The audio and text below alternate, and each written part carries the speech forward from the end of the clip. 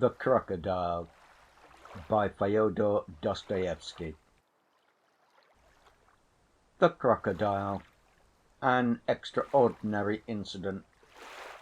A true story of how a gentleman of a certain age and of respectable appearance was swallowed alive by the crocodile in the arcade, and of the consequences that followed. 1.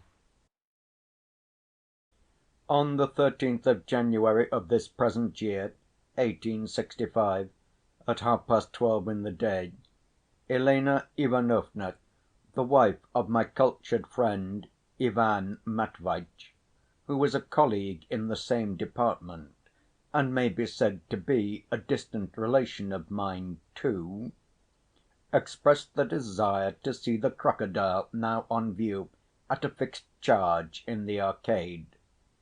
As Ivan Matviéitch had already in his pocket his ticket for a tour abroad, not so much for the sake of his health as for the improvement of his mind, and was consequently free from his official duties, and had nothing whatever to do that morning, he offered no objection to his wife's irresistible fancy, but was positively aflame with curiosity himself. "A capital idea," he said, with the utmost satisfaction. "We'll have a look at the crocodile. On the eve of visiting Europe, it is as well to acquaint ourselves on the spot with its indigenous inhabitants." And with these words, taking his wife's arm, he set off with her at once for the arcade. I joined them, as I usually do, being an intimate friend of the family. I have never seen Ivan Matviéitch in a more agreeable frame of mind than he was on that memorable morning. How true it is that we know not beforehand the fate that awaits us! On entering the arcade, he was at once full of admiration for the splendours of the building, and when we reached the shop in which the monster lately arrived in Petersburg was being exhibited, he volunteered to pay the quarter‐rouble for me to the crocodile owner, a thing which had never happened before. Walking into a little room, we observed that besides the crocodile there were in it parrots of the species known as cockatoo, and also a group of monkeys in a special case in a recess. Near the entrance, along the left wall, stood a big tin tank that looked like a bath covered with a thin iron grating, filled with water to the depth of 2 inches. In this shallow pool was kept a huge crocodile, which lay like a log, absolutely motionless and apparently deprived of all its faculties by our damp climate, so inhospitable to foreign visitors. This monster at first aroused no special interest in any one of us. "So this is the crocodile," said Elena Ivanovna, with a pathetic cadence of regret. "Why, I thought it was something different." Most probably she thought it was made of diamonds.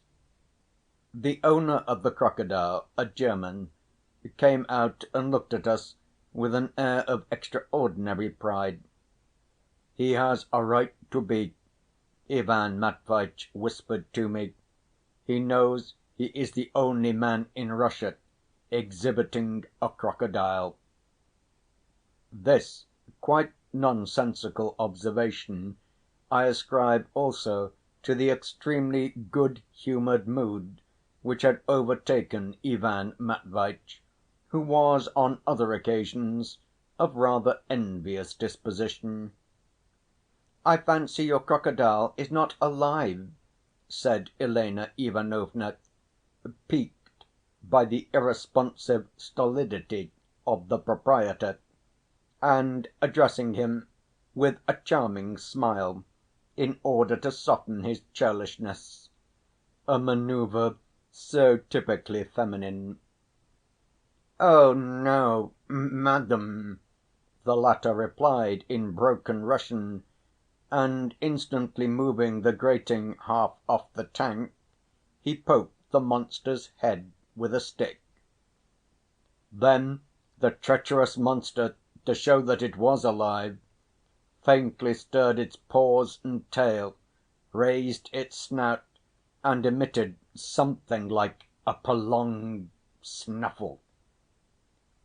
"Come, don't be cross, Karlchen," said the German caressingly, gratified in his vanity. "How horrid that crocodile is! I am really frightened," Elena Ivanovna twittered, still more coquettishly. "I know I shall dream of him now."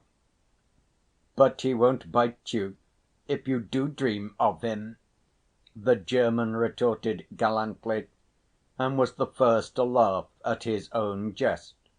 But none of us responded. "Come, Semyon Semyonitch," said Elena Ivanovna, addressing me exclusively, "let us go and look at the monkeys. I am awfully fond of monkeys. They are such darlings. And the crocodile is horrid." "Oh, don't be afraid, my dear," Ivan Matviéitch called after us, gallantly displaying his manly courage to his wife. "This drowsy denizen of the realms of the Pharaohs will do us no harm." And he remained by the tank.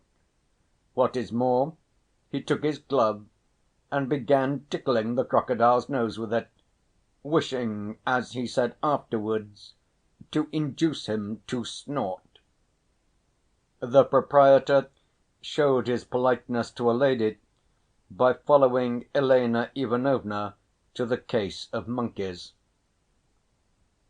So everything was going well, and nothing could have been foreseen. Elena Ivanovna was quite skittish in her raptures over the monkeys, and seemed completely taken up with them. With shrieks of delight she was continually turning to me, as though determined not to notice the proprietor, and kept gushing with laughter at the resemblance she detected between these monkeys and her intimate friends and acquaintances. I, too, was amused, for the resemblance was unmistakable. The German did not know whether to laugh or not, and so at last was reduced to frowning. And it was at that moment that a terrible, I may say unnatural, scream set the room vibrating. Not knowing what to think, for the first moment I stood still, numb with horror, but noticing that Elena Ivanovna was screaming too, I quickly turned round, and what did I behold? I saw, oh heavens, I saw the luckless Ivan Matviéitch in the terrible jaws of the crocodile, held by them round the waist, lifted horizontally in the air, and desperately kicking. Then one moment, and no trace remained of him. But I must describe it in detail, for I stood all the while motionless, and had time to watch the whole process taking place before me with an attention and interest such as I never remember to have felt before. What, I thought at that critical moment, what if all that had happened to me instead of to Ivan Matviéitch? How unpleasant it would have been for me! But to return to my story. The crocodile began by turning the unhappy Ivan Matviéitch in his terrible jaws, so that he could swallow his legs first, then bringing up Ivan Matviéitch, who kept trying to jump out and clutching at the sides of the tank, sucked him down again as far as his waist, then bringing him up again, gulped him down, and so again and again. In this way Ivan Matviéitch was visibly disappearing before our eyes. At last, with a final gulp, the crocodile swallowed my cultured friend entirely, this time leaving no trace of him. From the outside of the crocodile we could see the protuberances of Ivan Matviéitch's figure as he passed down the inside of the monster. I was on the point of screaming again, when destiny played another treacherous trick upon us. The crocodile made a tremendous effort, probably oppressed by the magnitude of the object he had swallowed, once more opened his terrible jaws, and with a final hiccup he suddenly let the head of Ivan Matviéitch pop out for a second, with an expression of despair on his face. In that brief instant the spectacles dropped off his nose to the bottom of the tank. It seemed as though that despairing countenance had only popped out to cast one last look on the objects around it, to take its last farewell of all earthly pleasures. But it had not time to carry out its intention. The crocodile made another effort, gave a gulp, and instantly it vanished again, this time for ever. This appearance and disappearance of a still living human head was so horrible, but at the same time, either from its rapidity and unexpectedness, or from the dropping of the spectacles, there was something so comic about it that I suddenly, quite unexpectedly, exploded with laughter. But pulling myself together, and realizing that to laugh at such a moment was not the thing for an old family friend, I turned at once to Elena Ivanovna and said, with a sympathetic air: "Now it's all over with our friend Ivan Matviéitch." I cannot even attempt to describe how violent was the agitation of Elena Ivanovna during the whole process. After the first scream she seemed rooted to the spot, and stared at the catastrophe with apparent indifference, though her eyes looked as though they were starting out of her head. Then she suddenly went off into a heart-rending wail, but I seized her hands. At this instant the proprietor too, who had at first been also petrified by horror, suddenly clasped his hands and cried, gazing upwards: "Oh, my crocodile! Oh, mein allerliebster Karlchen! Mutter, Mutter, Mutter!" A door at the rear of the room opened at this cry, and the Mutter, a rosy-cheeked, elderly but dishevelled woman in a cap, made her appearance, and rushed with a shriek to her German. A perfect bedlam followed. Elena Ivanovna kept shrieking out the same phrase as though in a frenzy: "Flay him! Flay him!" apparently entreating them, probably in a moment of oblivion, to flay somebody for something. The proprietor and Mutter took no notice whatever of either of us. They were both bellowing like cowards over the crocodile. "He did for himself! He will burst himself at once, for he did swallow a ganz official!" cried the proprietor.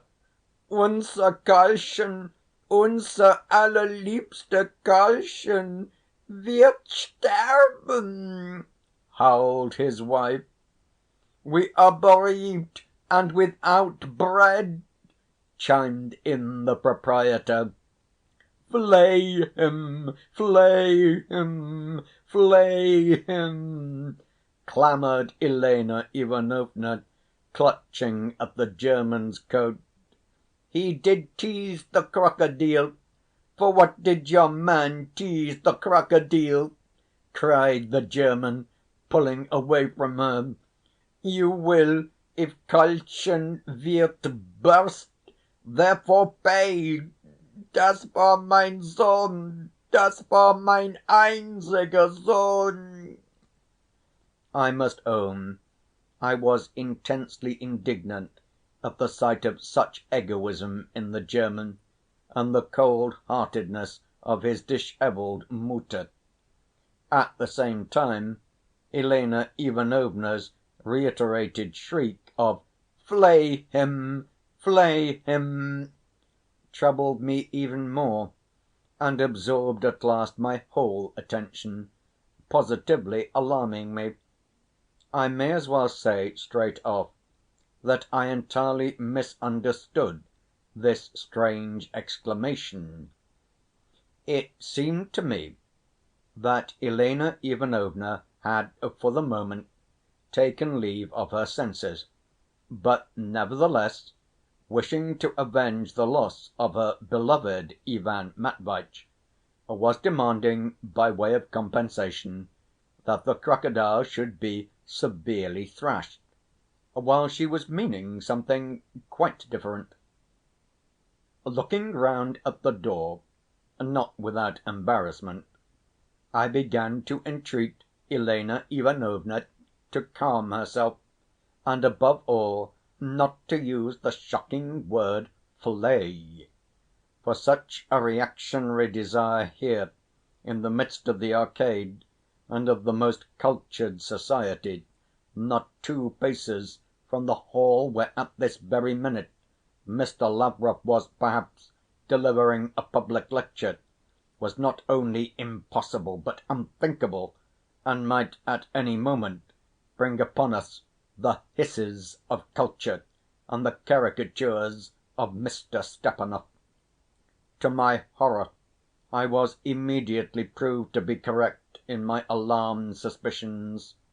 The curtain that divided the crocodile room from the little entry where the quarter roubles were taken suddenly parted, and in the opening there appeared a figure with moustaches and beard, carrying a cap, with the upper part of its body bent a long way forward, though the feet were scrupulously held beyond the threshold of the crocodile room, in order to avoid the necessity of paying the entrance money. "Such a reactionary desire, madam," said the stranger, trying to avoid falling over in our direction, and to remain standing outside the room, "does no credit to your development, and is conditioned by lack of phosphorus in your brain. You will be promptly held up to shame in the Chronicle of Progress and in our satirical prints." But he could not complete his remarks. The proprietor, coming to himself, and seeing with horror that a man was talking in the crocodile room without having paid entrance money, rushed furiously at the progressive stranger and turned him out with a punch from each fist. For a moment both vanished from our sight behind a curtain, and only then I grasped that the whole uproar was about nothing. Elena Ivanovna turned out quite innocent. She had, as I have mentioned already, no idea whatever of subjecting the crocodile to a degrading corporal punishment, and had simply expressed the desire that he should be opened, and her husband released from his interior. "What? You wish that my crocodile be perished?" the proprietor yelled, running in again. "No, let your husband be perished first before my crocodile. Mein Vater showed crocodile, mein Großvater showed crocodile, mein Sohn will show crocodile, and I will show crocodile. All will show crocodile. I am known to ganz Europa, and you are not known to ganz Europa, and you must pay me a strafe." "Ja, ja," put in the vindictive German woman. We shall not let you go. Stray, since Karlchen is burst. And, indeed, it's useless to flay the creature, I added calmly, anxious to get Elena Ivanovna away home as quickly as possible, as our dear Ivan Matviéitch is by now probably soaring somewhere in the Empyrean. My dear, we suddenly heard, to our intense amazement, the voice of Ivan Matviéitch. My dear, my advice is to apply direct to the superintendent's office, as without the assistance of the police the German will never be made to see reason.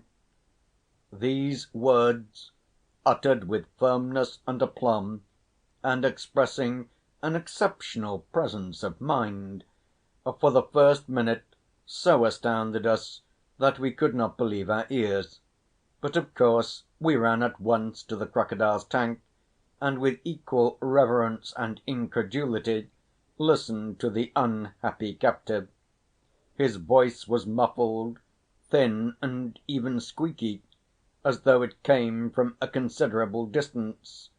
It reminded one of a jocose person who, covering his mouth with a pillow, shouts from an adjoining room, trying to mimic the sound of two peasants calling to one another in a deserted plain or across a wide ravine, a performance to which I once had the pleasure of listening in a friend's house at Christmas.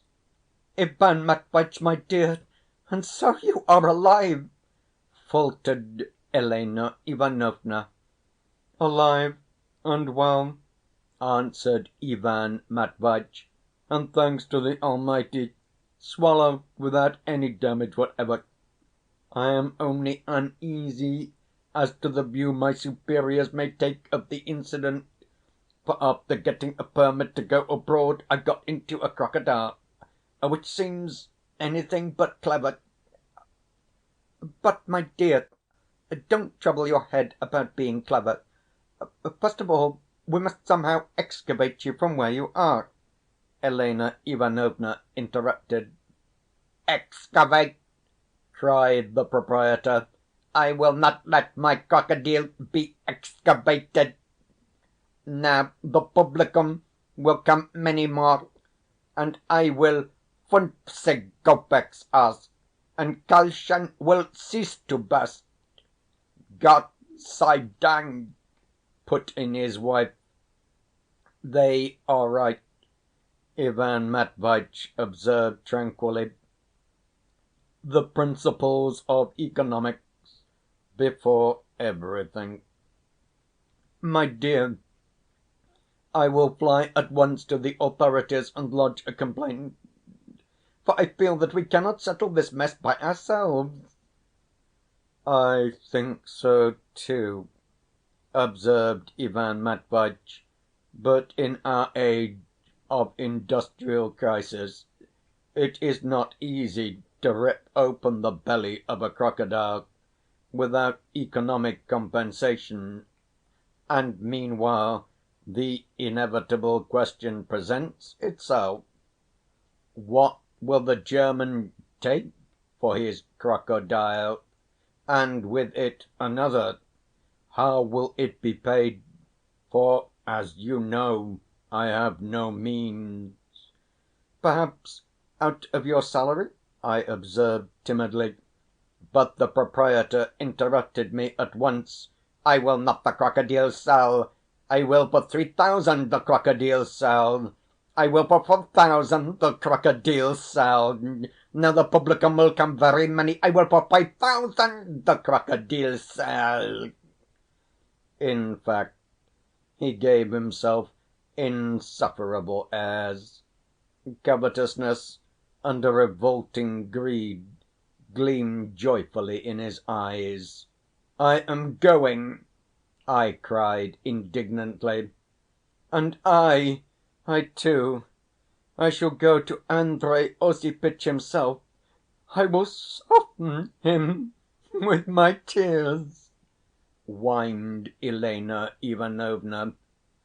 "Don't do that, my dear," Ivan Matviéitch hastened to interpose. He had long been jealous of Andrey Osipitch on his wife's account, and he knew she would enjoy going to weep before a gentleman of refinement, for tears suited her. "And I don't advise you to do so either, my friend," he added, addressing me. "It's no good plunging headlong in that slapdash way. There's no knowing what it may lead to. You had much better go to‐day to Timofey Semyonitch as though to pay an ordinary visit. He is an old‐fashioned and by no means brilliant man, but he is trustworthy, and what matters most of all, he is straightforward. Give him my greetings and describe the circumstances of the case. And since I owe him 7 roubles over our last game of cards, take the opportunity to pay him the money. That will soften the stern old man. In any case, his advice may serve as a guide for us. And meanwhile take Elena Ivanovna home. Calm yourself, my dear," he continued, addressing her. "I am weary of these outcries and feminine squabblings, and should like a nap. It's soft and warm in here, though I have hardly had time to look round in this unexpected haven." "Look round? Why, is it light in there?" cried Elena Ivanovna in a tone of relief. "I am surrounded by impenetrable night," answered the poor captive, "but I can feel and, so to speak, have a look round with my hands. Good‐by, set your mind at rest, and don't deny yourself recreation and diversion. Till to‐morrow. And you, Semyon Semyonitch, come to me in the evening, and as you are absent‐minded and may forget it, tie a knot in your handkerchief." I confess I was glad to get away, for I was overtired and somewhat bored. Hastening to offer my arm to the disconsolate Elena Ivanovna, whose charms were only enhanced by her agitation, I hurriedly led her out of the crocodile room. "The charge will be another quarter rouble in the evening," the proprietor called after us. "Oh, dear, how greedy they are!" said Elena Ivanovna, looking at herself in every mirror on the walls of the arcade, and evidently aware that she was looking prettier than usual. "The principles of economics," I answered with some emotion, proud that passers‐by should see the lady on my arm. "The principles of economics," she drawled in a touching little voice. "I did not in the least understand what Ivan Matviéitch said about those horrid economics just now." "I will explain to you," I answered, and began at once telling her of the beneficial effects of the introduction of foreign capital into our country, upon which I had read an article in the Petersburg News and the Voice that morning. "How strange it is," she interrupted, after listening for some time. "But do leave off, you horrid man. What nonsense you are talking. Tell me, do I look purple?" "You look perfect, and not purple," I observed, seizing the opportunity to pay her a compliment. "Naughty man," she said complacently.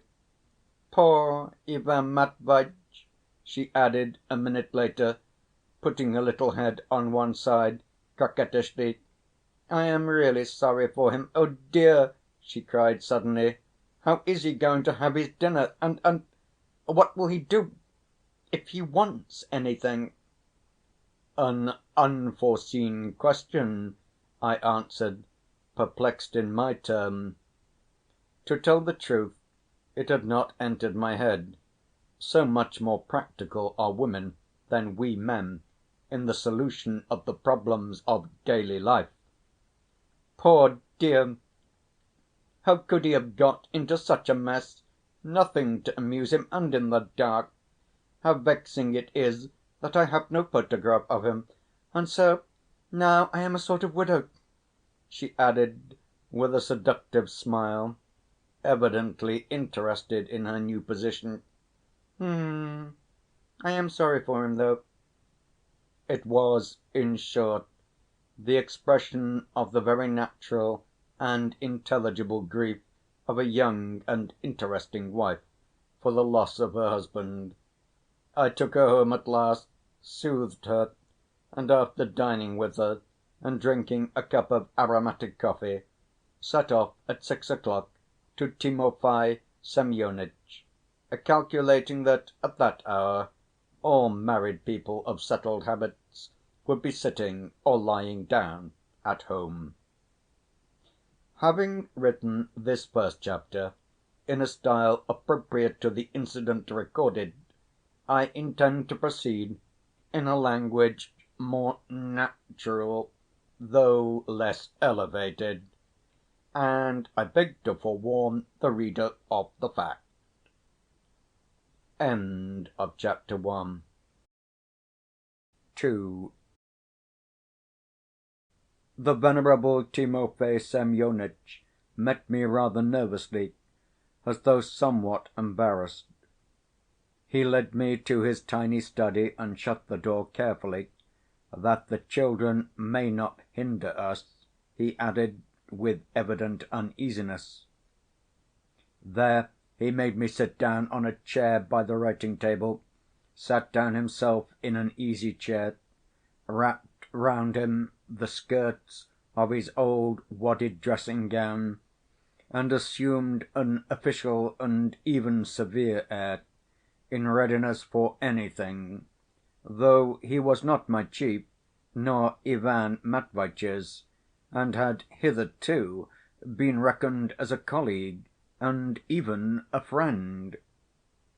"First of all," he said, "take note that I am not a person in authority, but just such a subordinate official as you and Ivan Matviéitch.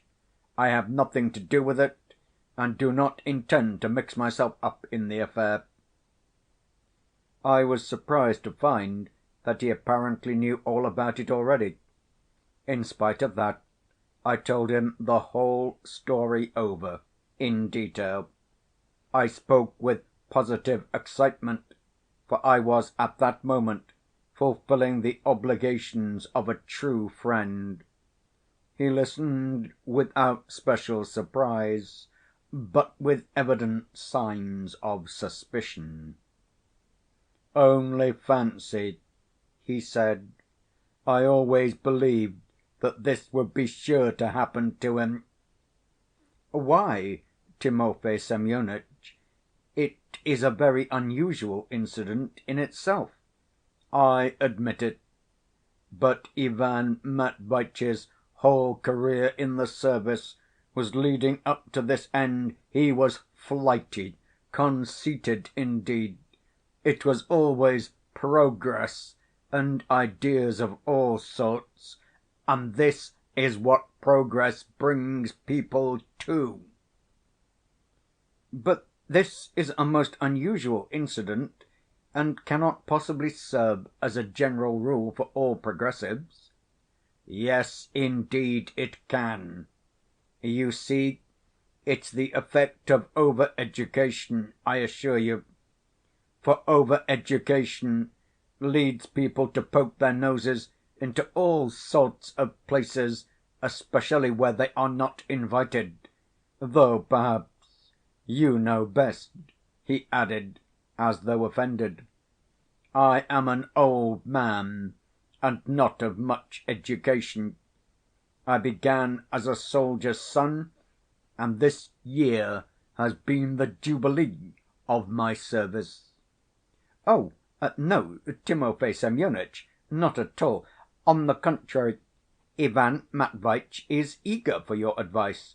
He is eager for your guidance. He implores it, so to say, with tears." "So to say, with tears.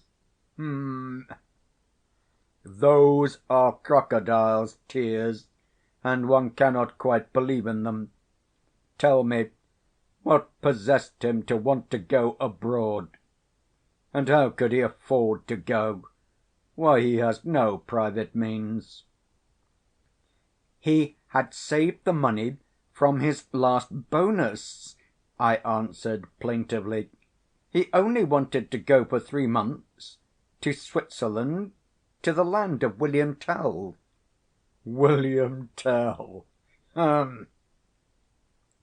"He wanted to meet the spring at Naples, to see the museums, the customs, the animals." "H'm, the animals. I think it was simply from pride." "What animals? Animals, indeed! Haven't we animals enough?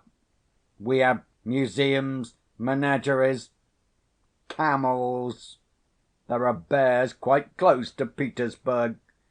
And here he's got inside a crocodile himself." "Oh, come, Timofey Semyonitch, the man is in trouble. The man appeals to you as to a friend, as to an older relation, craves for advice, and you reproach him. Have pity at least on the unfortunate Elena Ivanovna."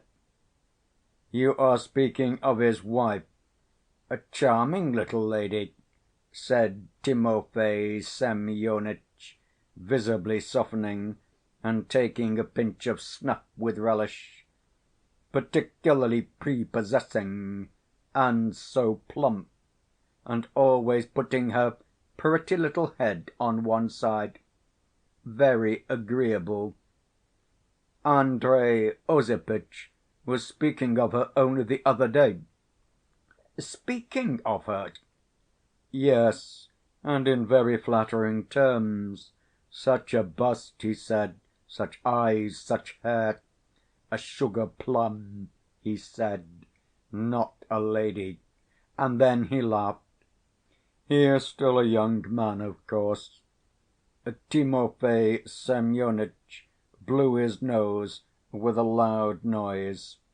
"And yet, young though he is, what a career he is making for himself." "That's quite a different thing, Timofey Semyonitch." "Of course, of course." "Well, what do you say then, Timofey Semyonitch?" "Why, what can I do?" "Give advice, guidance, as a man of experience, a relative. What are we to do? What steps are we to take? Go to the authorities and—" "To the authorities, certainly not," Timofey Semyonitch replied hurriedly.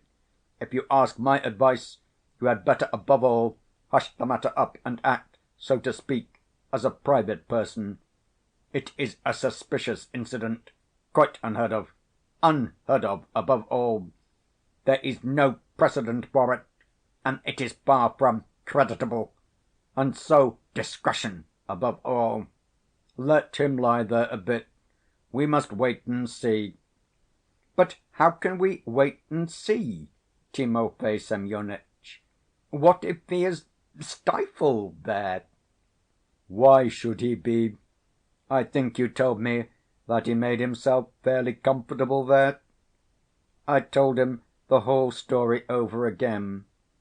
Timofey Semyonitch pondered. "Hm," he said, twisting his snuff‐box in his hands. "To my mind it's really a good thing he should lie there a bit instead of going abroad. Let him reflect at his leisure. Of course, he mustn't be stifled, and so he must take measures to preserve his health, avoiding a cough, for instance, and so on. And as for the German, it's my personal opinion he is within his rights, and even more so than the other side, because it was the other party who got into his crocodile without asking permission, and not he who got into Ivan Matviéitch's crocodile without asking permission, though, so far as I recollect, the latter has no crocodile. And a crocodile is private property, and so it is impossible to slit him open without compensation. For the saving of human life, Timofey Semyonitch? Oh, well, that's a matter for the police. You must go to them. But Ivan Matviéitch may be needed in the department. He may be asked for. Ivan Matviéitch needed? Ha ha! Besides, he is on leave, so that we may ignore him. Let him inspect the countries of Europe. It will be a different matter if he doesn't turn up when his leave is over. Then we shall ask for him and make inquiries. 3 months! Oh, Timofey Semyonitch, for pity's sake! It's his own fault. Nobody thrust him there. At this rate, we should have to get a nurse to look after him at government expense, and that is not allowed for in the regulations. But the chief point is that the crocodile is private property, so that the principles of economics apply in this question, and the principles of economics are paramount. Only the other evening, at Luka Andreitch's, Ignaty Prokofyitch was saying so. Do you know Ignaty Prokofyitch? A capitalist in a big way of business, and he speaks so fluently. We need industrial development, he said. There is very little development among us. We must create it. We must create capital. So we must create a middle class, the so-called bourgeoisie. And as we haven't capital, we must attract it from abroad. We must, in the first place, give facilities to foreign companies to buy up lands in Russia, as is done now abroad. The communal holding of land is poison, is ruin. And, you know, he spoke with such heat. Well, that's all right for him, a wealthy man, and not in the service. With the communal system, he said, there will be no improvement in industrial development or agriculture. Foreign companies, he said, must, as far as possible, buy up the whole of our land in big lots, and then split it up, split it up, split it up in the smallest parts possible. And do you know, he pronounced the words split it up with such determination, and then sell it as private property, or rather not sell it, but simply let it. When, he said, all the land is in the hands of foreign companies, they can fix any rent they like, and so the peasant will work 3 times as much for his daily bread, and he can be turned out at pleasure, so that he will feel it, will be submissive and industrious, and will work 3 times as much for the same wages. But as it is with the commune, what does he care? He knows he won't die of hunger, so he is lazy and drunken. And meanwhile, money will be attracted into Russia, capital will be created, and the bourgeoisie will spring up. The English political and literary paper, The Times, in an article the other day on our finances, stated that the reason our financial position was so unsatisfactory was that we had no middle class, no big fortunes, no accommodating proletariat.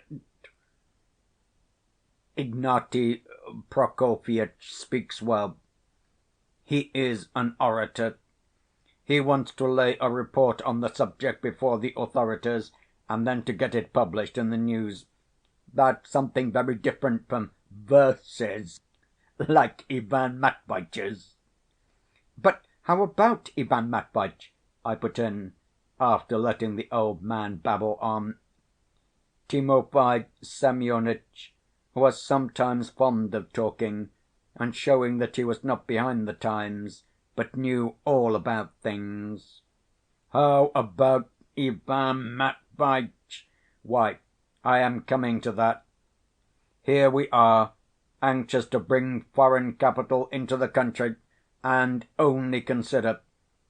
As soon as the capital of a foreigner, who has been attracted to Petersburg, has been doubled through Ivan Matviéitch, instead of protecting the foreign capitalist, we are proposing to rip open the belly of his original capital, the Crocodile. Is it consistent? To my mind, Ivan Matviéitch, as the true son of his fatherland, ought to rejoice and to be proud that through him the value of a foreign crocodile has been doubled and possibly even trebled. That's just what is wanted to attract capital.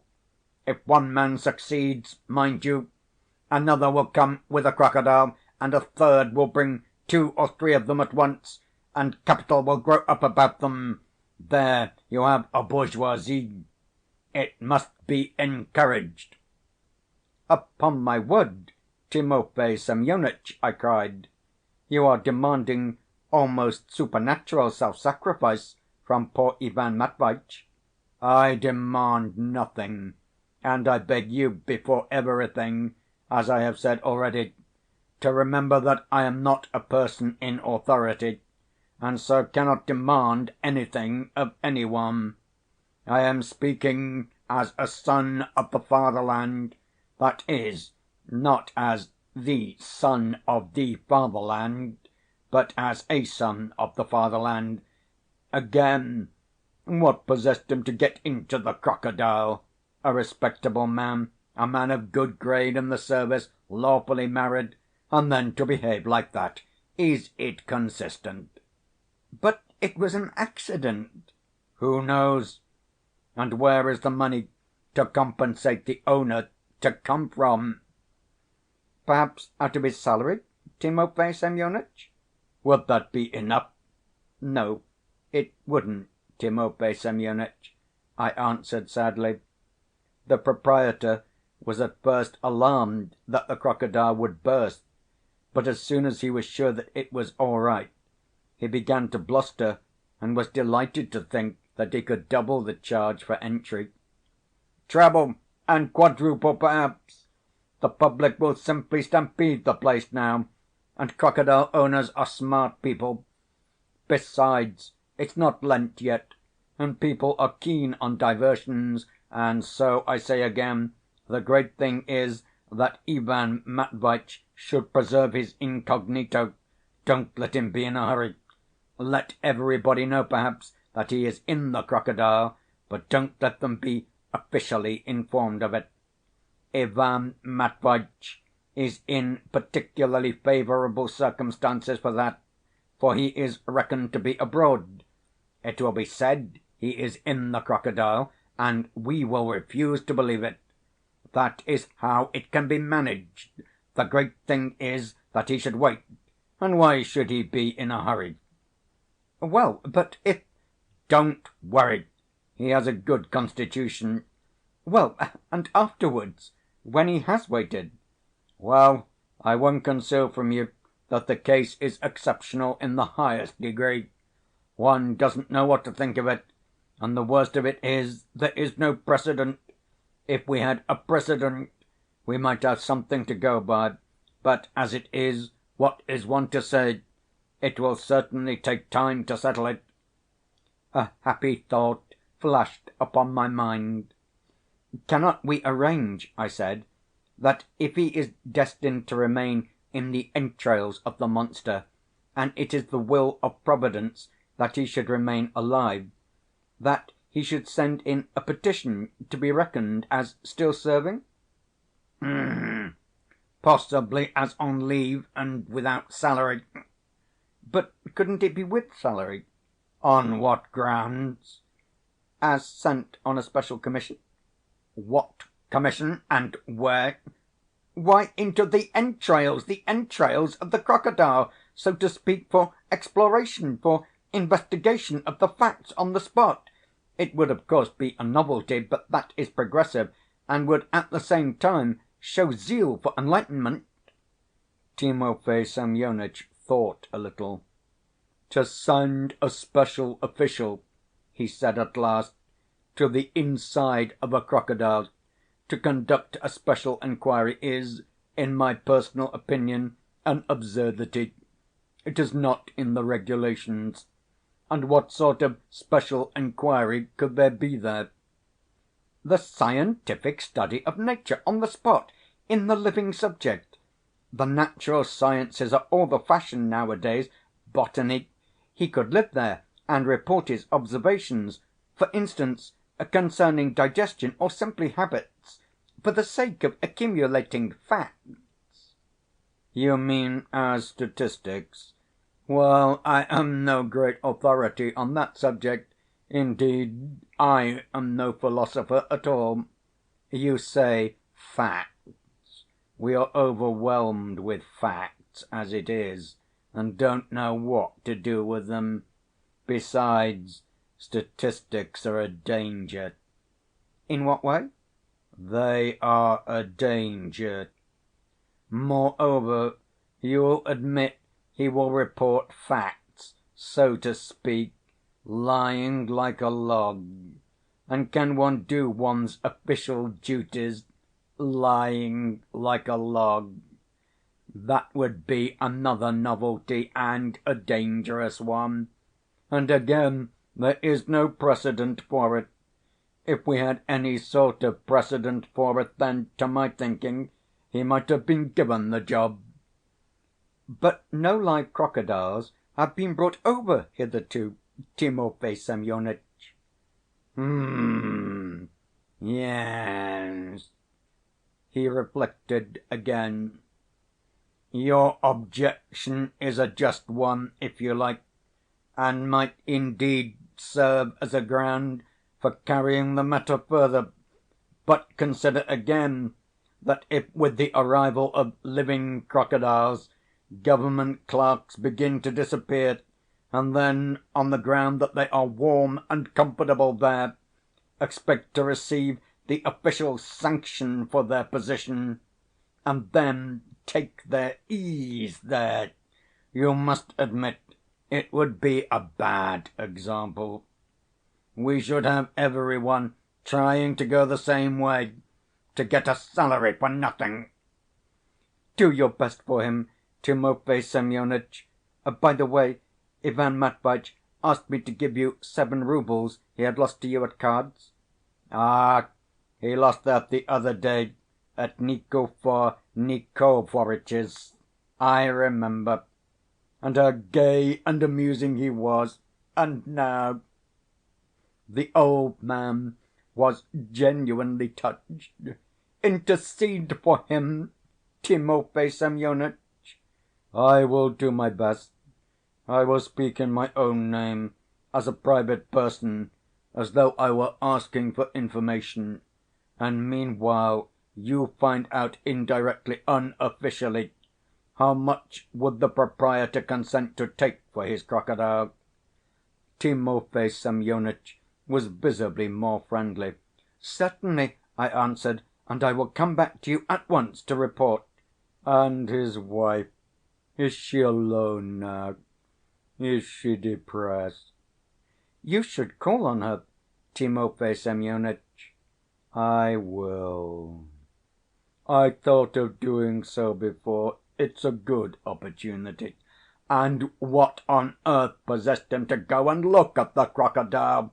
Though, indeed, I should like to see it myself. Go and see the poor fellow, Timofey Semyonitch. I will. Of course, I don't want to raise his hopes by doing so. I shall go as a private person. Well, good-bye.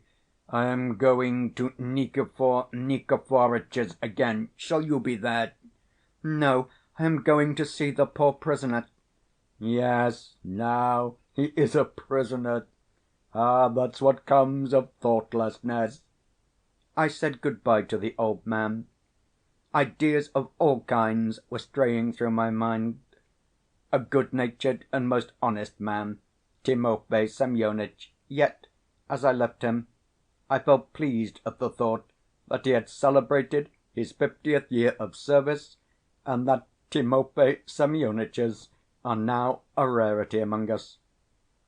I flew at once, of course, to the Arcade, to tell poor Ivan Matviéitch all the news, and, indeed, I was moved by curiosity to know how he was getting on in the Crocodile, and how it was possible to live in a crocodile, and, indeed, was it possible to live in a crocodile at all? At times it really seemed to me as though it were all an outlandish, monstrous dream, especially as an outlandish monster was the chief figure in it. End of chapter 2. 3. And yet it was not a dream, but actual, indubitable fact.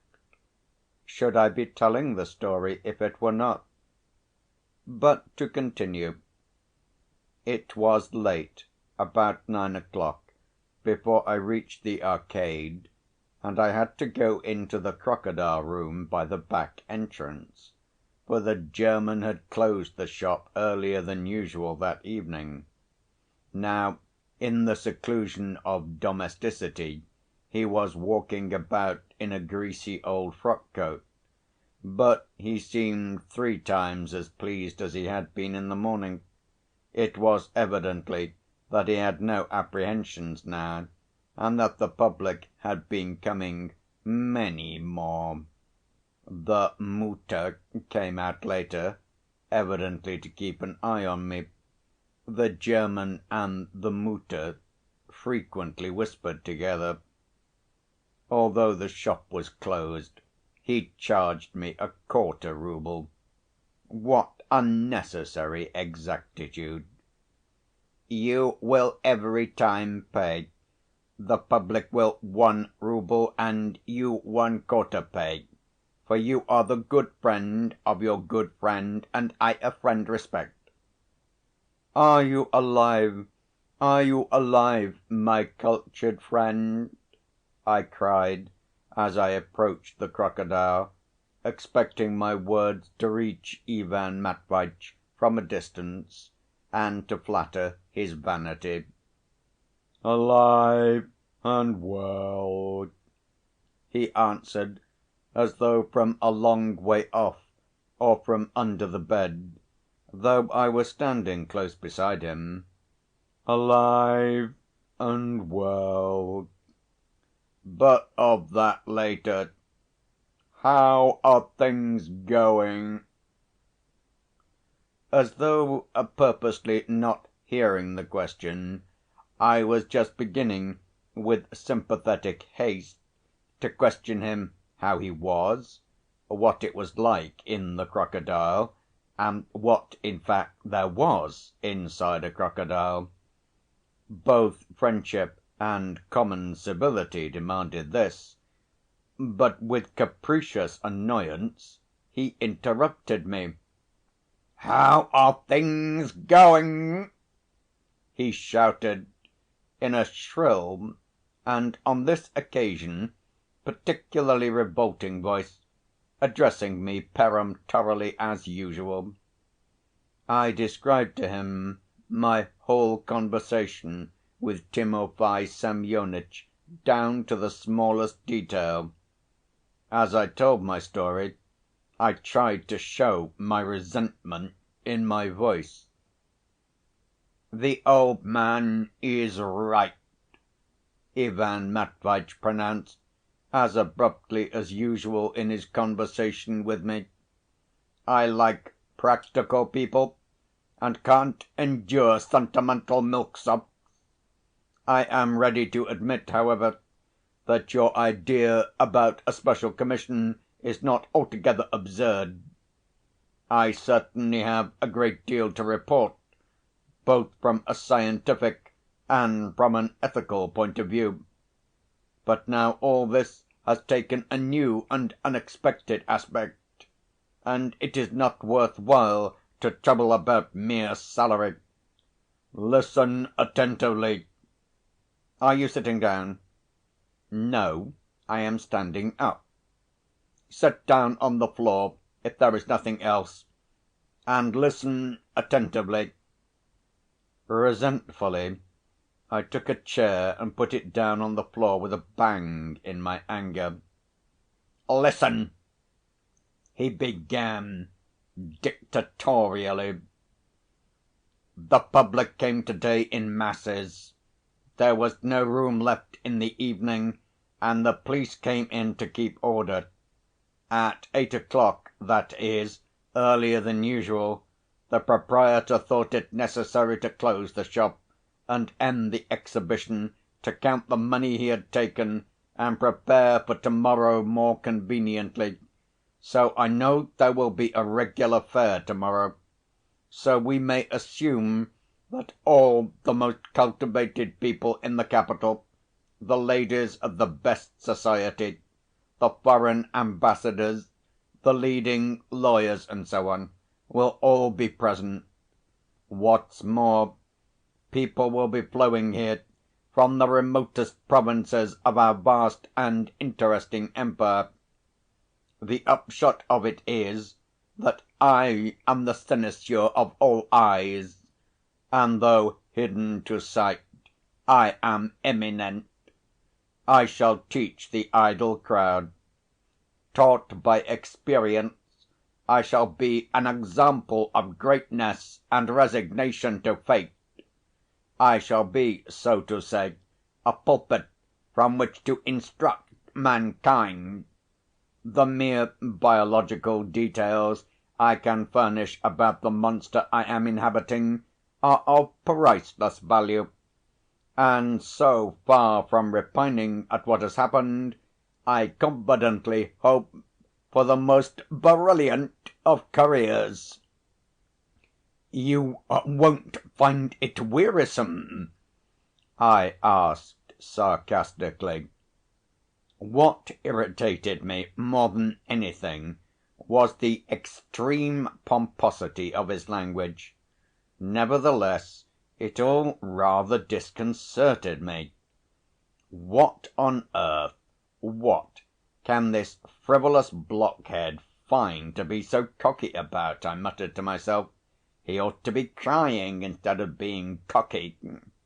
No, he answered my observation sharply, for I am full of great ideas. Only now can I at leisure ponder over the amelioration of the lot of humanity. Truth and light will come forth now from the crocodile. I shall certainly develop a new economic theory of my own, and I shall be proud of it, which I have hitherto been prevented from doing by my official duties and by trivial distractions. I shall refute everything and be a new Fourier. By the way, did you give Timofey Semyonitch the 7 roubles? Yes, out of my own pocket, I answered, trying to emphasize that fact in my voice.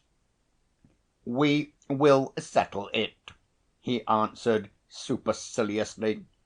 I confidently expect my salary to be raised, for who should get a raise if not I? I am of the utmost service now. But to business. My wife? You are, I suppose, inquiring after Elena Ivanovna? My wife! He shouted, this time in a positive squeal. There was no help for it. Meekly, though gnashing my teeth, I told him how I had left Elena Ivanovna. He did not even hear me out. I have special plans in regard to her, he began impatiently. If I am celebrated here, I wish her to be celebrated there, savants, poets, philosophers, foreign mineralogists, statesmen, after conversing in the morning with me, will visit her salon in the evening. From next week onwards she must have an at home every evening. With my salary doubled, we shall have the means for entertaining, and as the entertainment must not go beyond tea and hired footmen, that's settled. Both here and there they will talk of me. I have long thirsted for an opportunity for being talked about, but could not attain it, fettered by my humble position and low grade in the service, and now all this has been attained by a simple gulp on the part of the Crocodile. Every word of mine will be listened to, every utterance will be thought over, repeated, printed, and I'll teach them what I am worth. They shall understand at last what abilities they have allowed to vanish in the entrails of a monster. This man might have been foreign minister, or might have ruled a kingdom, some will say, and that man did not rule a kingdom, others will say. In what way am I inferior to a Garnier Pagesishki, or whatever they are called? My wife must be a worthy second. I have brains, she has beauty and charm. She is beautiful, and that is why she is his wife, some will say. She is beautiful because she is his wife, others will amend. To be ready for anything, let Elena Ivanovna buy tomorrow the Encyclopedia edited by Andrei Kraevsky, that she may be able to converse on any topic. Above all, let her be sure to read the political leader in the Petersburg News, comparing it every day with the Voice.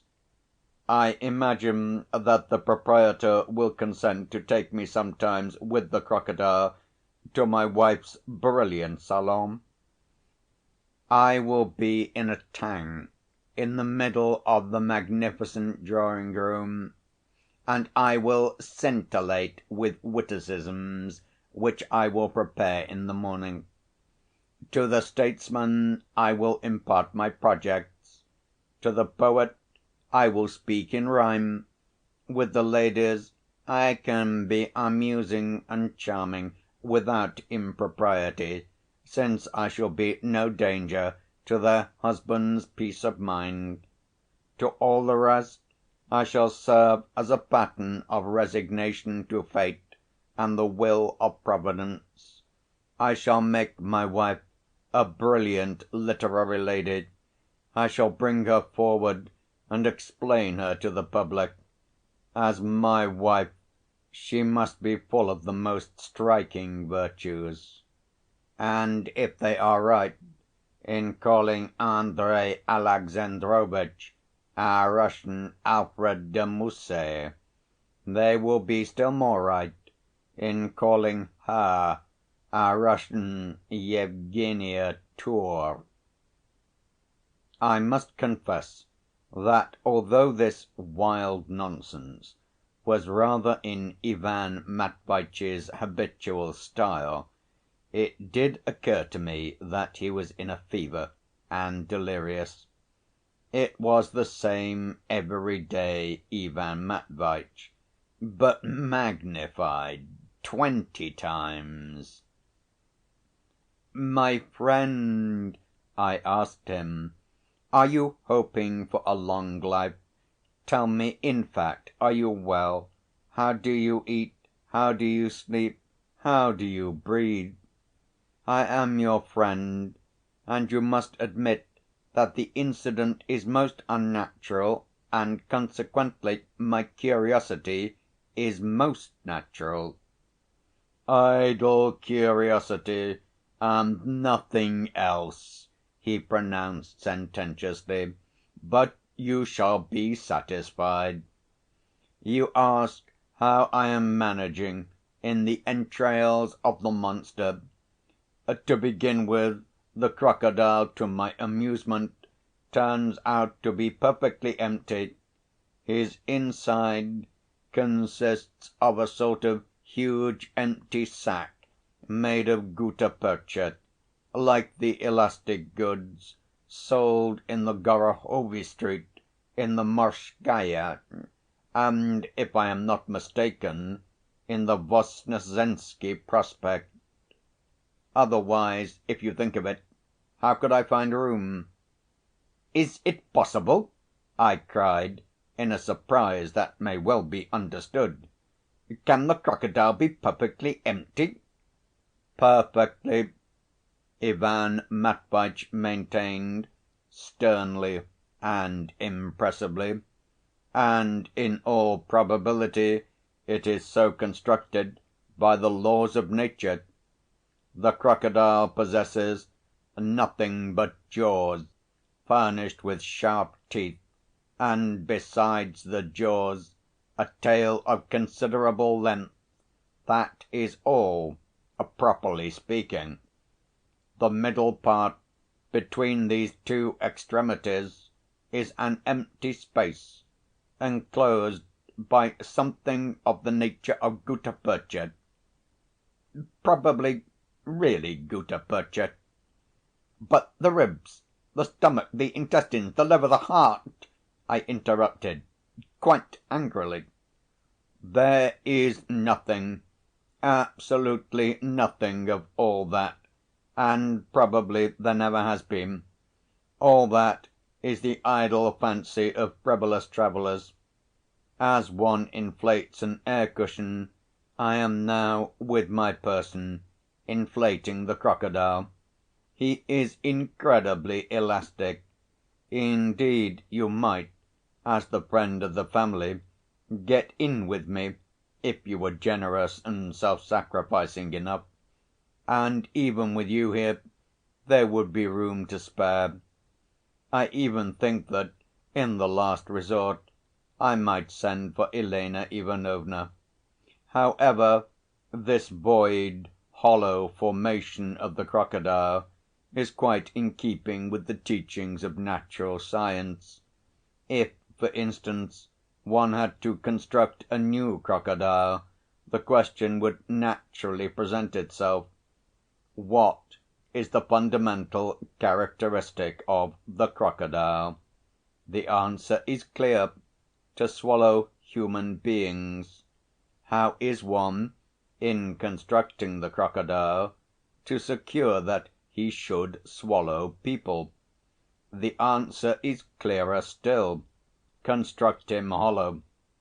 It was settled by physics long ago that nature abhors a vacuum. Hence the inside of the crocodile must be hollow, so that it may abhor the vacuum, and consequently swallow and so fill itself with anything it can come across. And that is the sole rational cause why every crocodile swallows men. It is not the same in the constitution of man. The emptier a man's head is, for instance, the less he feels the thirst to fill it, and that is the one exception to the general rule. It is all as clear as day to me now. I have deduced it by my own observation and experience, being, so to say, in the very bowels of nature, in its retort, listening to the throbbing of the pulse. Even etymology supports me, for the very word crocodile means voracity. A crocodile, crocodilo, is evidently an Italian word, dating perhaps from the Egyptian pharaohs, and evidently derived from the French verb croquer, which means to eat, to devour, in general, to absorb nourishment. All these remarks I intend to deliver as my first lecture in Elena Ivanovna's salon when they take me there in the tank. My friend, oughtn't you at least to take some purgative? I cried involuntarily. He is in a fever, he is feverish, I repeated to myself in alarm. Nonsense, he answered contemptuously. Besides, in my present position it would be most inconvenient. I knew, though, you would be sure to talk of taking medicine. But, my friend, how do you take food now? Have you dined to-day? No, but I am not hungry, and most likely I shall never take food again. And that, too, is quite natural. Filling the whole interior of the crocodile, I make him feel always full. Now, he need not be fed for some years. On the other hand, nourished by me, he will naturally impart to me all the vital juices of his body. It is the same as with some accomplished coquettes, who embed themselves and their whole persons for the night in raw steak, and then, after their morning bath, are fresh, supple, buxom, and fascinating. In that way, nourishing the crocodile, I myself obtain nourishment from him. Consequently, we mutually nourish one another. But as it is difficult even for a crocodile to digest a man like me, he must, no doubt, be conscious of a certain weight in his stomach, an organ which he does not, however, possess, and that is why, to avoid causing the creature suffering, I do not often turn over. And although I could turn over, I do not do so from humanitarian motives. This is the one drawback of my present position, and, in an allegorical sense, Timofey Semyonitch was right in saying I was lying like a log. But I will prove that even lying like a log, nay, that only lying like a log, one can revolutionize the lot of mankind. All the great ideas and movements of our newspapers and magazines have evidently been the work of men who were lying like logs. That is why they call them divorced from the realities of life. But what does it matter, their saying that? I am constructing now a complete system of my own, and you wouldn't believe how easy it is. You have only to creep into a secluded corner, or into a crocodile, to shut your eyes, and you immediately devise a perfect millennium for mankind. When you went away this afternoon, I set to work at once, and have already invented 3 systems. Now I am preparing the 4th. It is true that at first one must refute everything that has gone before, but from the crocodile it is so easy to refute it. Besides, it all becomes clearer, seen from the inside of the crocodile. There are some drawbacks, though small ones, in my position, however. It is somewhat damp here and covered with a sort of slime. Moreover, there is a smell of india rubber, like the smell of my old galoshes. And that is all. There are no other drawbacks. Ivan Matviéitch, I interrupted, all this is a miracle in which I can scarcely believe. And can you intend never to dine again? What trivial nonsense you are troubling about, you thoughtless, frivolous creature! I talk to you about great ideas, and you... Understand that I am sufficiently nourished by the great ideas. which light up the darkness in which I am enveloped. The good-natured proprietor has, however, after consulting the kindly Mutter, decided with her that they will every morning insert into the monster's jaws a bent metal tube, something like a whistle-pipe, by means of which I can absorb coffee or broth with bread soaked in it. The pipe has already been bespoken in the neighbourhood, but I think this is superfluous luxury. I hope to live at least 1,000 years. If it is true that crocodiles live so long, which, by the way, good thing I thought of it, you had better look up in some natural history tomorrow and tell me, for I may have been mistaken and have mixed it up with some excavated monster. There is only one reflection rather troubles me. As I am dressed in cloth and have boots on, the crocodile can obviously not digest me. Besides, I am alive, and so am opposing the process of digestion with my whole will power, for you can understand that I do not wish to be turned into what all nourishment turns into, for that would be too humiliating for me. But there is one thing I am afraid of. In 1,000 years the cloth of my coat, unfortunately of Russian make, may decay, and then, left without clothing, I might perhaps, in spite of my indignation, begin to be digested, and though by day nothing would induce me to allow it, at night, in my sleep, when a man's will deserts him, I may be overtaken by the humiliating destiny of a potato, a pancake, or veal. Such an idea reduces me to fury. This alone is an argument for the revision of the tariff and the encouragement of the importation of English cloth, which is stronger, and so will withstand nature longer when one is swallowed by a crocodile. At the first opportunity I will impart this idea to some statesman, and at the same time to the political writers on our Petersburg dailies. Let them publish it abroad.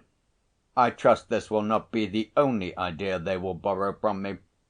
I foresee that every morning a regular crowd of them, provided with quarter roubles from the editorial office, will be flocking round me to seize my ideas on the telegrams of the previous day. In brief, the future presents itself to me in the rosiest light. Fever, fever, I whispered to myself.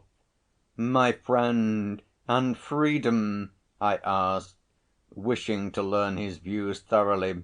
You are, so to speak, in prison, while every man has a right to the enjoyment of freedom. You are a fool, he answered. Savages love independence, wise men love order, and if there is no order, Ivan Matviéitch, spare me, please. Hold your tongue and listen, he squealed, vexed at my interrupting him. Never has my spirit soared as now. In my narrow refuge there is only one thing that I dread, the literary criticisms of the monthlies and the hiss of our satirical papers. I am afraid that thoughtless visitors, stupid and envious people, and nihilists in general, may turn me into ridicule, but I will take measures. I am impatiently awaiting the response of the public tomorrow, and especially the opinion of the newspapers. You must tell me about the papers tomorrow. Very good. Tomorrow I will bring a perfect pile of papers with me. Tomorrow it is too soon to expect reports in the newspapers, for it will take 4 days for it to be advertised. But from today come to me every evening by the back way through the yard. I am intending to employ you as my secretary. You shall read the newspapers and magazines to me, and I will dictate to you my ideas and give you commissions. Be particularly careful not to forget the foreign telegrams. Let all the European telegrams be here every day. But enough! Most likely you are sleepy by now. Go home, and do not think of what I said just now about criticisms. I am not afraid of it, for the critics themselves are in a critical position. One has only to be wise and virtuous, and one will certainly get on to a pedestal. If not Socrates, then Diogenes, or perhaps both of them together. That is my future role among mankind." So frivolously and boastfully did Ivan Matveitch hasten to express himself before me, like feverish, weak-willed women who, as we are told by the proverb, cannot keep a secret. All that he told me about the crocodile struck me as most suspicious. How was it possible that the crocodile was absolutely hollow? I don't mind betting that he was bragging from vanity and partly to humiliate me. It is true that he was an invalid, and one must make allowances for invalids, but I must frankly confess I never could endure Ivan Matveitch. I've been trying all my life, from a child up, to escape from his tutelage, and have not been able to. 1,000 times over I have been tempted to break with him altogether, and every time I have been drawn to him again, as though I were still hoping to prove something to him, or to revenge myself on him. A strange thing, this friendship. I can positively assert that 9/10 of my friendship for him was made up of malice. On this occasion, however, we parted with genuine feeling. "Your friend, a very clever man," the German said to me in an undertone as he moved to see me out. He had been listening all the time attentively to our conversation. "Apropos," I said, "while I think of it, how much would you ask for your crocodile, in case any one wanted to buy it?" Ivan Matveitch, who heard the question, was waiting with curiosity for the answer. It was evident that he did not want the German to ask too little. Anyway, he cleared his throat in a peculiar way on hearing my question. At first the German would not listen, was positively angry. "No one will dare my own crocodile to buy!" he cried furiously, and turned as red as a boiled lobster. "Me not want to sell the crocodile! I would not for the crocodile 1,000,000 thalers take. I took 130 thalers from the public today, and I shall tomorrow 10,000 take, and then 100,000 every day I shall take. I will not him sell." Ivan Matveitch positively chuckled with satisfaction. Controlling myself, for I felt it was a duty to my friend, I hinted, coolly and reasonably, to the crazy German that his calculations were not quite correct, that if he makes 100,000 every day, all Petersburg will have visited him in 4 days, and then there will be no one left to bring him roubles, that life and death are in God's hands, that the crocodile may burst, or Ivan Matveitch may fall ill and die, and so on and so on. The German grew pensive. "I will him drops from the chemist get," he said after pondering, "and will save your friend that he die not." "Drops are all very well," I answered, "but consider, too, that the thing may get into the law courts. Ivan Matveitch's wife may demand the restitution of her lawful spouse. You are intending to get rich, but do you intend to give Elena Ivanovna a pension?" "No, me not intend," said the German in stern decision. "No, we not intend," said the Mutter with positive malignancy. "And so would it not be better for you to accept something now, at once, a secure and solid though moderate sum, than to leave things to chance? I ought to tell you that I am inquiring simply from curiosity."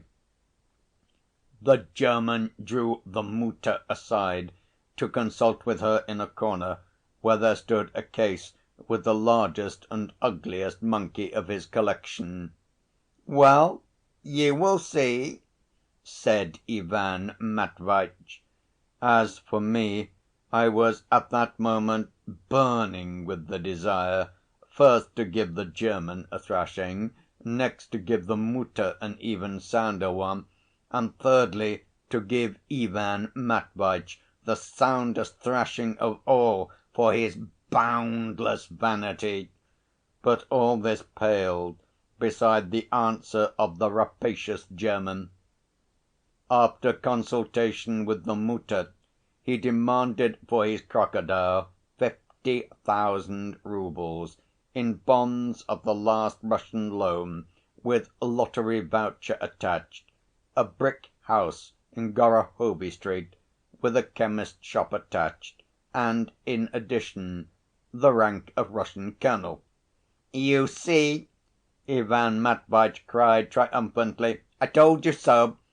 Apart from this last senseless desire for the rank of a colonel, he is perfectly right, for he fully understands the present value of the monster he is exhibiting. The economic principle before everything!" "Upon my word!" I cried furiously to the German.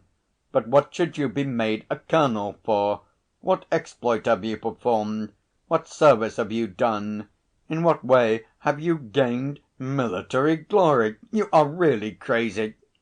"Crazy!" cried the German, offended. "No, a person very sensible, but you very stupid. I have a colonel deserved, for that I have a crocodile shown, and in him a live Hofrath sitting, and a Russian can a crocodile not show, and a live Hofrath in him sitting. Me extremely clever man, and much wish colonel to be."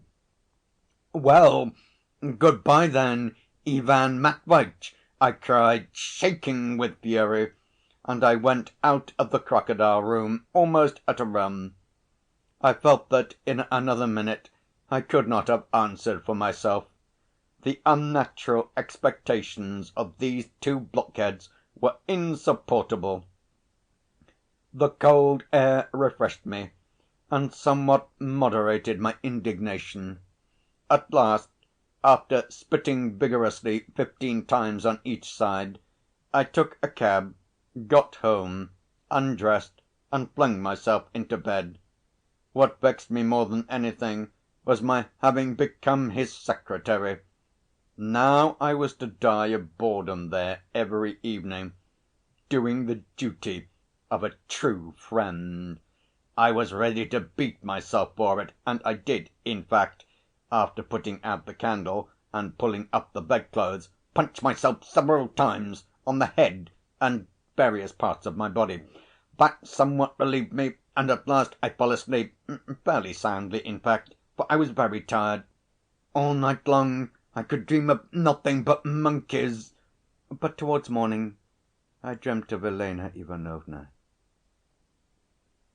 End of chapter 3. 4. The monkeys I dreamed about, I surmise, because they were shut up in the case at the German's. But Elena Ivanovna was a different story. I may as well say at once I loved the lady, but I make haste, post haste, to make a qualification. I loved her as a father, neither more nor less. I judge that because I often felt an irresistible desire to kiss her little head or her rosy cheek. And though I never carried out this inclination, I would not have refused even to kiss her lips. And not merely her lips, but her teeth, which always gleamed so charmingly, like 2 rows of pretty well‐matched pearls when she laughed. She laughed extraordinarily often. Ivan Matviéitch, in demonstrative moments, used to call her his darling absurdity, a name extremely happy and appropriate. She was a perfect sugar plum, and that was all one could say of her.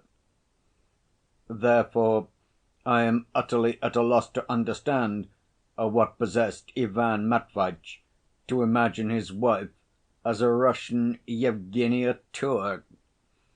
Anyway, my dream, with the exception of the monkeys, left a most pleasant impression upon me, and going over all the incidents of the previous day as I drank my morning cup of tea, I resolved to go and see Elena Ivanovna at once on my way to the office.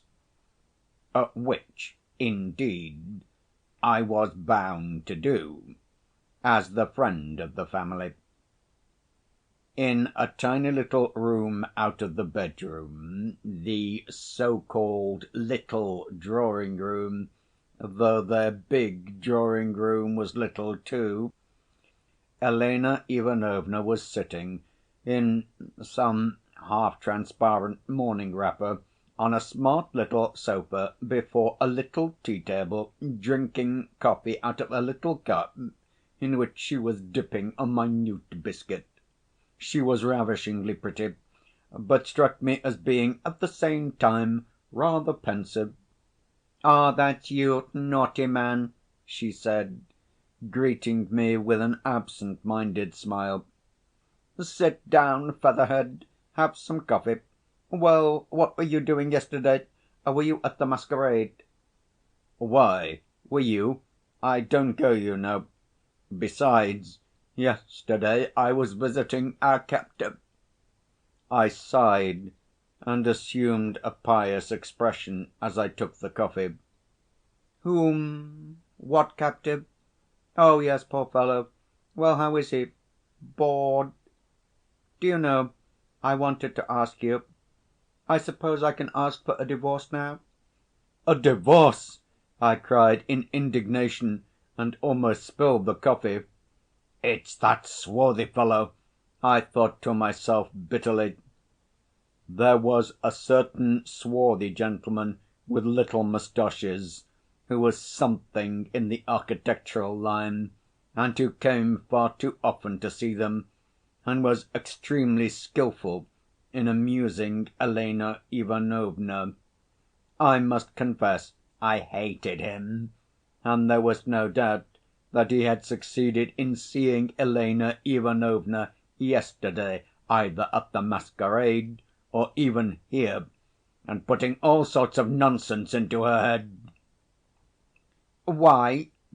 Elena Ivanovna rattled off hurriedly, as though it were a lesson she had learnt.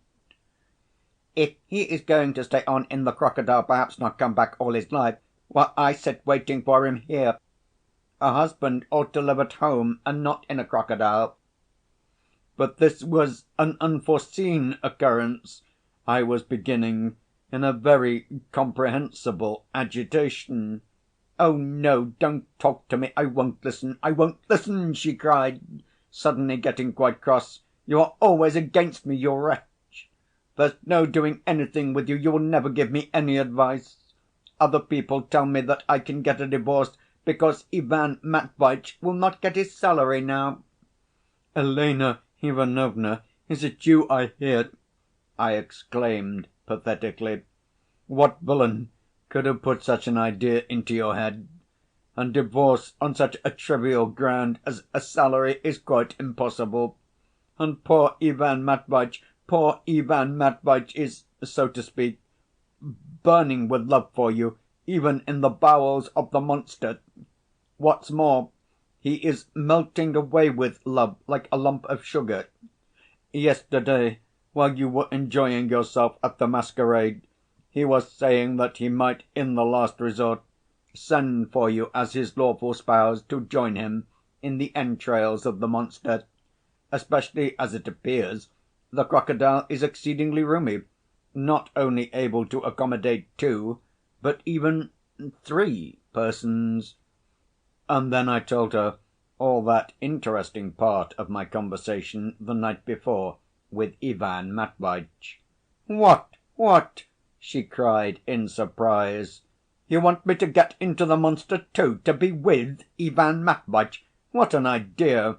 And how am I to get in there, in my hat and crinoline? Oh, heavens, what foolishness!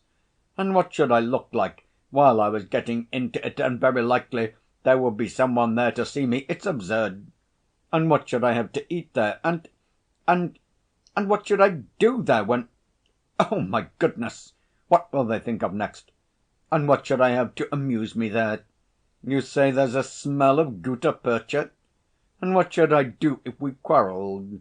Should we have to go on staying there side by side? Oh, fool! How horrid!"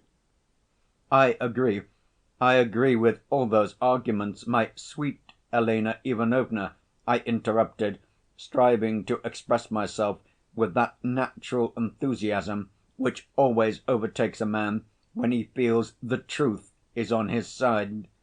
"But one thing you have not appreciated in all this, you have not realized that he cannot live without you if he is inviting you there. That is a proof of love, passionate, faithful, ardent love. You have thought too little of his love, dear Elena Ivanovna." I won't hear anything about it," waving me off with her pretty little hand, with glistening pink nails that had just been washed and polished. "Horrid man! You will reduce me to tears. Get into it yourself if you like the prospect. You are his friend. Get in and keep him company, and spend your life discussing some tedious science." "You are wrong to laugh at this suggestion," I checked the frivolous woman with dignity. "Ivan Matviéitch has invited me as it is. You, of course, are summoned there by duty. For me it would be an act of generosity.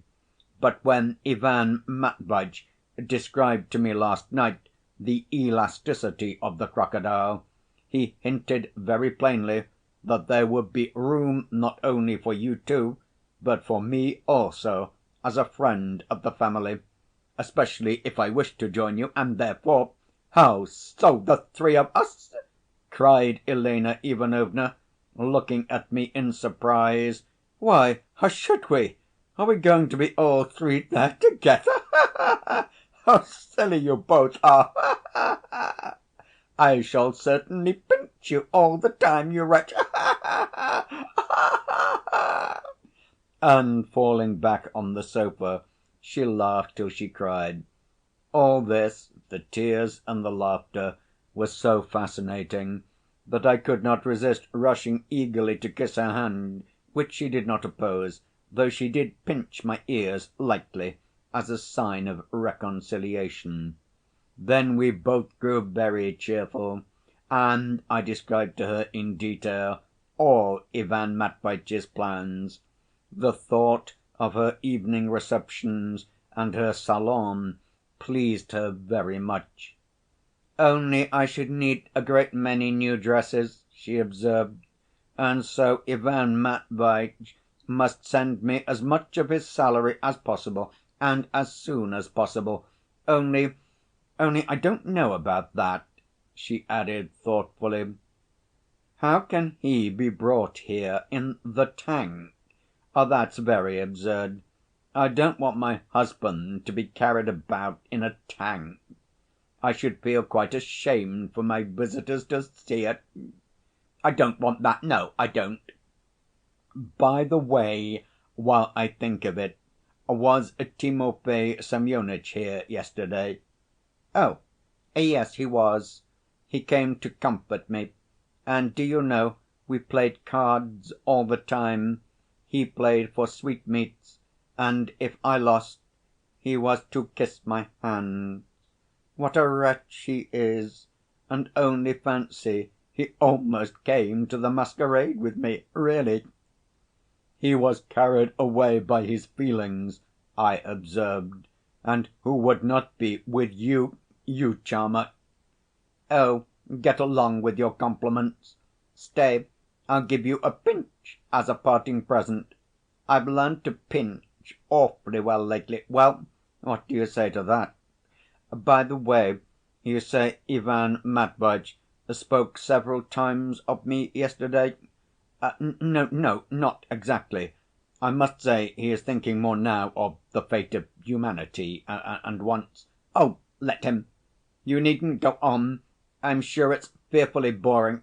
I'll go and see him some time. I shall certainly go to‐morrow, only not to‐day. I've got a headache. And besides, there will be such a lot of people there to‐day. They'll say that's his wife, and I shall feel ashamed. Good‐by. You will be there this evening, won't you? To see him, yes. He asked me to go and take him the papers. That's capital. Go and read to him. But don't come and see me to‐day. I am not well. Perhaps I may go and see some one. Good‐by, you naughty man. It's that swarthy fellow is going to see her this evening, I thought.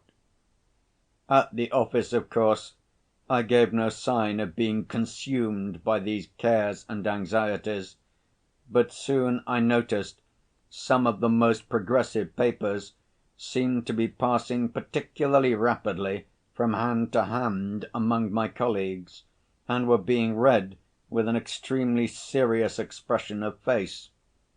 The first one that reached me was the News Sheet, a paper of no particular party, but humanitarian in general, for which it was regarded with contempt among us, though it was read. Not without surprise, I read in it the following paragraph: Yesterday, strange rumours were circulating among the spacious ways and sumptuous buildings of our vast metropolis. A certain well-known bon vivant of the highest society, probably weary of the cuisine at Borel's and at the X Club, went into the Arcade, into the place where an immense crocodile, recently brought to the metropolis, is being exhibited, and insisted on its being prepared for his dinner. After bargaining with the proprietor, he at once set to work to devour him, that is, not the proprietor, a very meek and punctilious German, but his crocodile, cutting juicy morsels with his penknife from the living animal and swallowing them with extraordinary rapidity. By degrees the whole crocodile disappeared into the vast recesses of his stomach, so that he was even on the point of attacking an ichneumon, a constant companion of the crocodile, probably imagining that the latter would be as savoury. We are by no means opposed to that new article of diet with which foreign gourmands have long been familiar. We have indeed predicted that it would come. English lords and travellers make up regular parties for catching crocodiles in Egypt, and consume the back of the monster, cooked like beefsteak, with mustard, onions, and potatoes. The French, who followed in the train of Lesseps, prefer the paws baked in hot ashes, which they do, however, in opposition to the English, who laugh at them. Probably both ways would be appreciated among us. For our part, we are delighted at a new branch of industry, of which our great and varied fatherland stands preeminently in need. Probably before a year is out, crocodiles will be brought in hundreds to replace this first one, lost in the stomach of a Petersburg gourmand. And why should not the crocodile be acclimatized among us in Russia? If the water of the Neva is too cool for these interesting strangers, there are ponds in the capital and rivers and lakes outside it. Why not breed crocodiles, at Pogolovo, for instance, or at Pavlovsk, in the Presnensky ponds, and in Samoteka in Moscow, while providing agreeable, wholesome nourishment for our fastidious gourmands, they might at the same time entertain the ladies who walk about these ponds and instruct the children in natural history. The crocodile skin might be used for making jewel cases, boxes, cigar cases, pocket books, and possibly more than 1,000 saved up in the greasy notes that are peculiarly beloved of merchants might be laid by in crocodile skin. We hope to return more than once to this interesting topic. Though I had foreseen something of the sort, yet the reckless inaccuracy of the paragraph overwhelmed me. Finding no one with whom to share my impression, I turned to Prohor Savvitch, who was sitting opposite to me, and noticed that the latter had been watching me for some time, while in his hand he held the Voice, as though he were on the point of passing it to me. Without a word he took the new sheet from me, and as he handed me the Voice he drew a line with his nail against an article to which he probably wished to call my attention. This Prohor Savvitch was a very queer man, a taciturn old bachelor. He was not on intimate terms with any of us, scarcely spoke to any one in the office, always had an opinion of his own about everything, but could not bear to import it to any one. He lived alone. Hardly any one among us had ever been in his lodging. This was what I read in the Voice. Every one knows that we are progressive and humanitarian and want to be on a level with Europe in this respect, but in spite of all our exertions and the efforts of our paper, we are still far from maturity, as may be judged from the shocking incident which took place yesterday in the Arcade, and which we predicted long ago. A foreigner arrives in the capital bringing with him a crocodile, which he begins exhibiting in the Arcade. We immediately hasten to welcome a new branch of useful industry, such as our powerful and varied fatherland stands in great need of.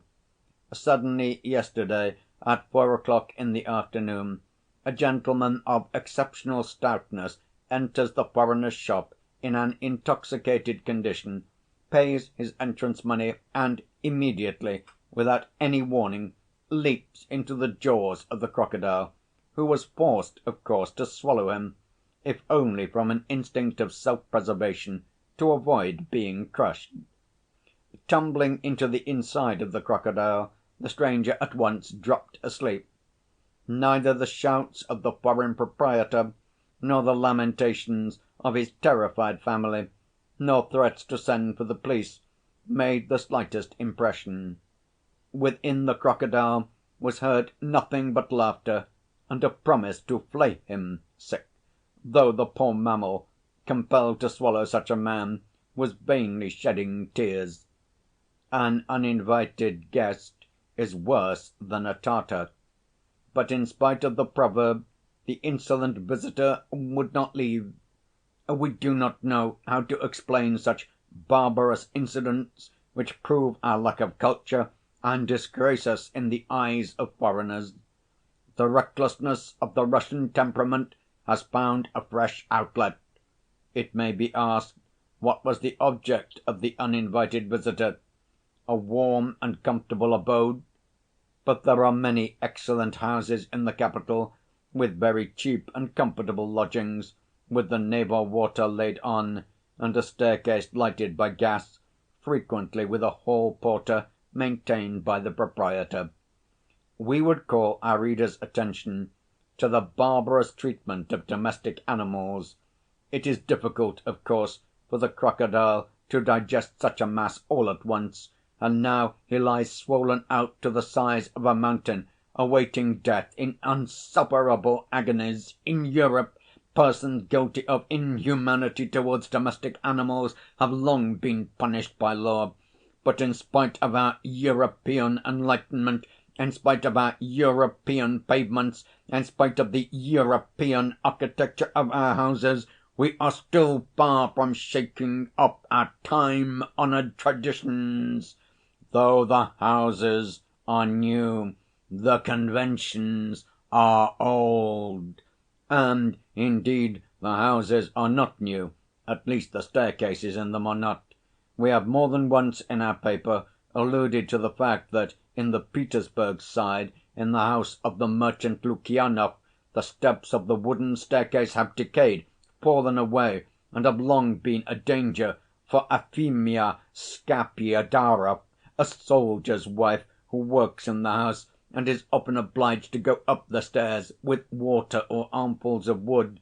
At last our predictions have come true. Yesterday evening at 8:30, Afimya Skapyadara fell down with a basin of soup and broke her leg. We do not know whether Lukyanov will mend his staircase now. Russians are often wise after the event, but the victim of Russian carelessness has by now been taken to the hospital. In the same way, we shall never cease to maintain that the house-porters who clear away the mud from the wooden pavement in the Vyborgsky side ought not to spatter the legs of passers-by, but should throw the mud up into heaps, as is done in Europe, and so on, and so on. "What's this?" I asked in some perplexity, looking at Prohor Savvitch. "What's the meaning of it?" "How do you mean?" "Why, upon my word, instead of pitying Ivan Matviéitch, they pity the crocodile." "What of it? They have pity even for a beast, a mammal. We must be up to Europe, mustn't we? They have a very warm feeling for the crocodiles there, too." Saying this, queer old Prohor Savvitch dived into his papers and would not utter another word. I stuffed the Voice and the news sheet into my pocket and collected as many old copies of the newspapers as I could find for Ivan Matviéitch's diversion in the evening, and though the evening was far off, yet on this occasion I slipped away from the office early to go to the Arcade and look, if only from a distance, at what was going on there, and to listen to the various remarks and currents of opinion. I foresaw that there would be a regular crush there, and turned up the collar of my coat to meet it. I somehow felt rather shy, so unaccustomed are we to publicity, but I feel that I have no right to report my own prosaic feelings when faced with this remarkable and original incident. End of chapter 4. End of The Crocodile by Fyodor Dostoevsky.